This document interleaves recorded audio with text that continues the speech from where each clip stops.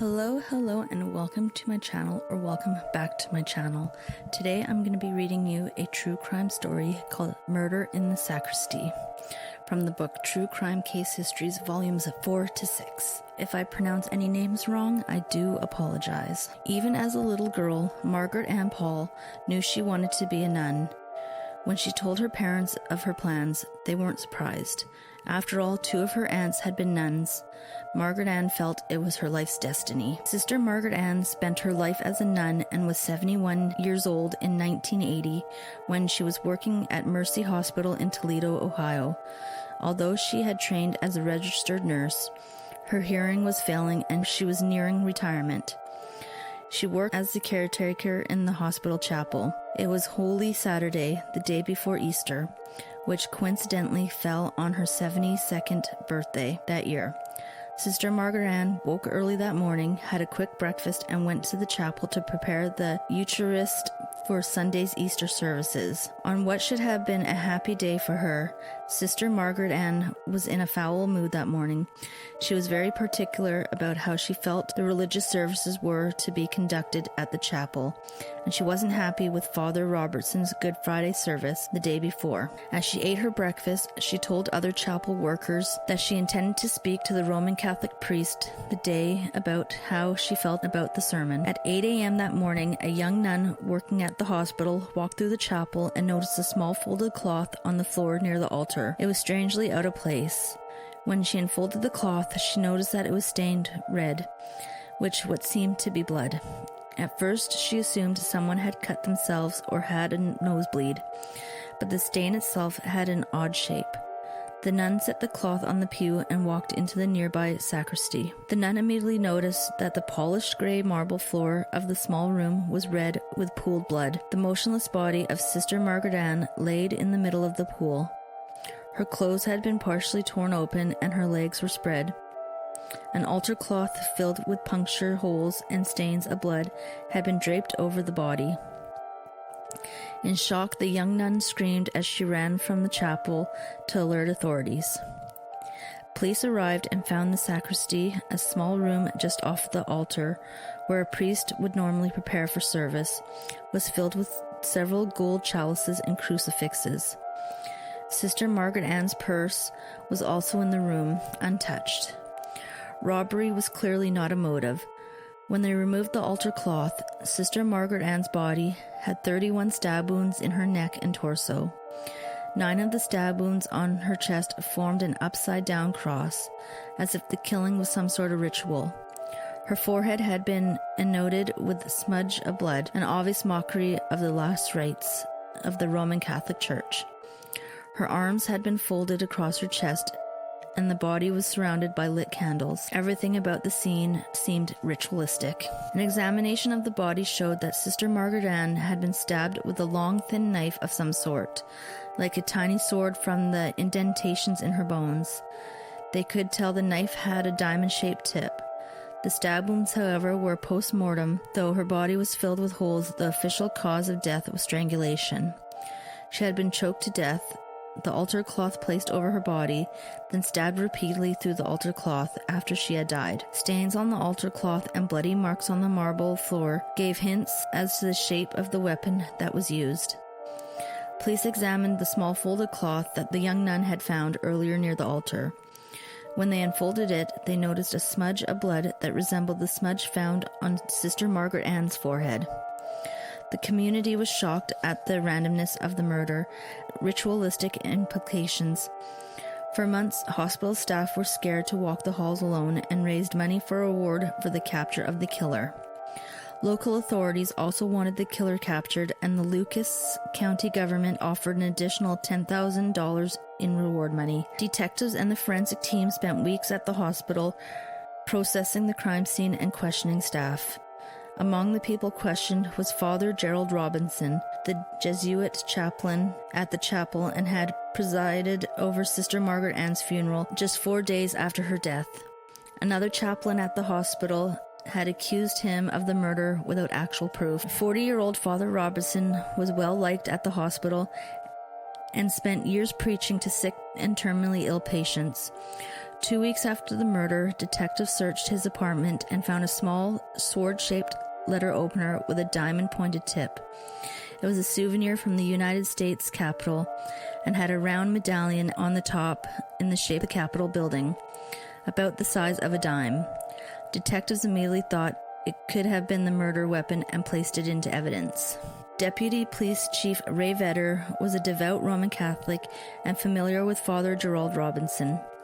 When Vedder found out that detectives were questioning a respectful priest, he stopped the interview immediately and instructed the detectives to hand over all existing reports of him regarding the case. Reluctantly, detectives handed over the reports, several of which were never seen again. Chief Vedder told the detectives, quote, "It was probably some screwball off the street. She just happened to be at the wrong place at the wrong time."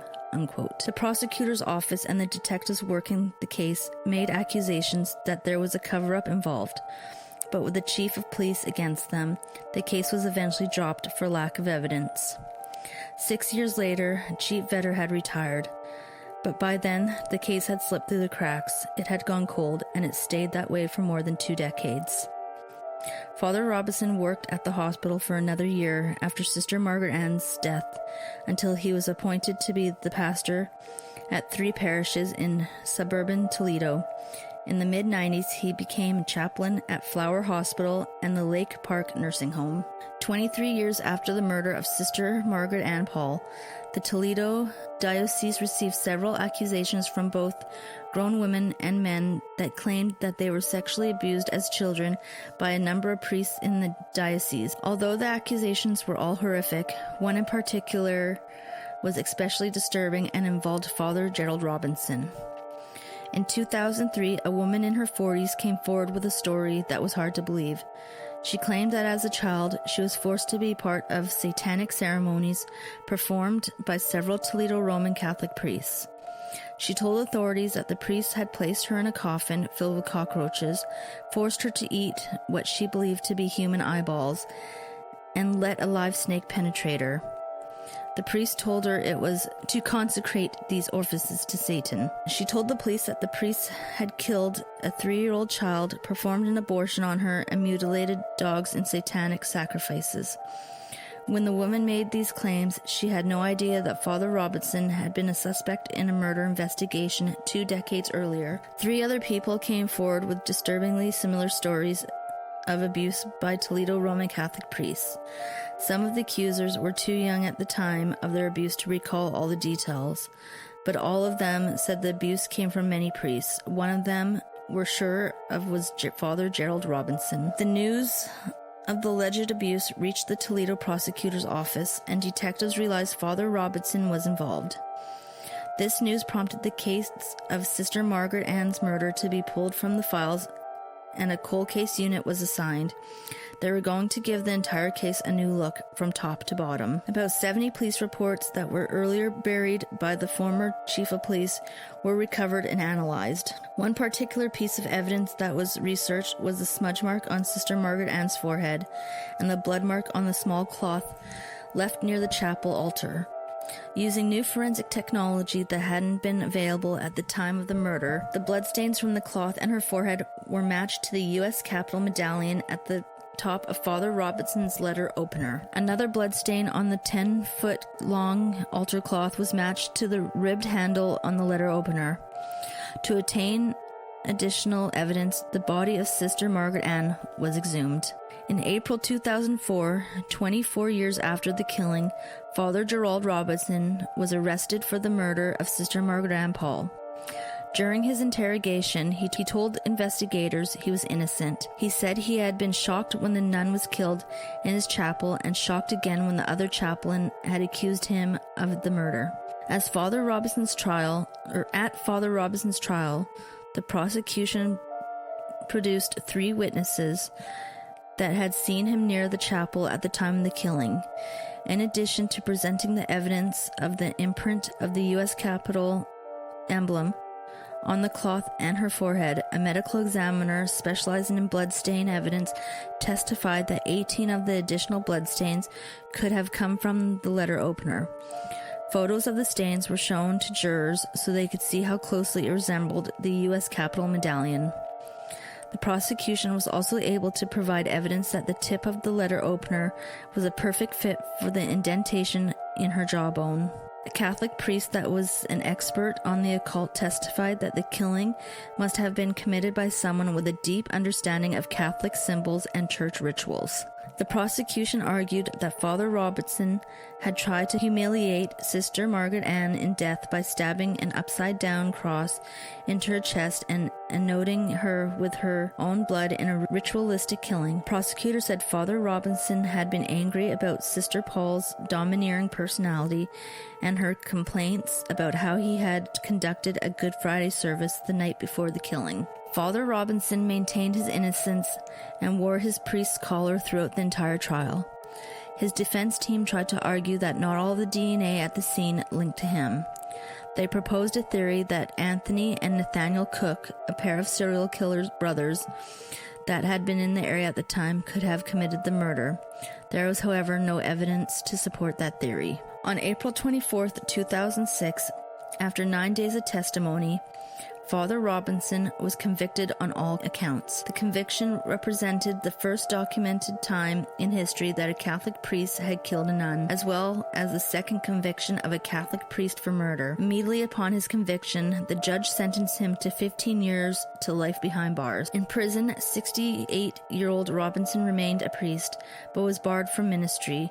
He filed multiple applications for appeal, but all of them were denied. In May 2014, he suffered a heart attack while in prison and died in July the same year. Despite his conviction and multiple accusations of ritualistic abuse, many of Robinson's lifelong parishioners stood by him, refusing to believe in his guilt. Thank you for listening. If you like this type of content, please consider subscribing and liking my channel, and I will see you on the next one.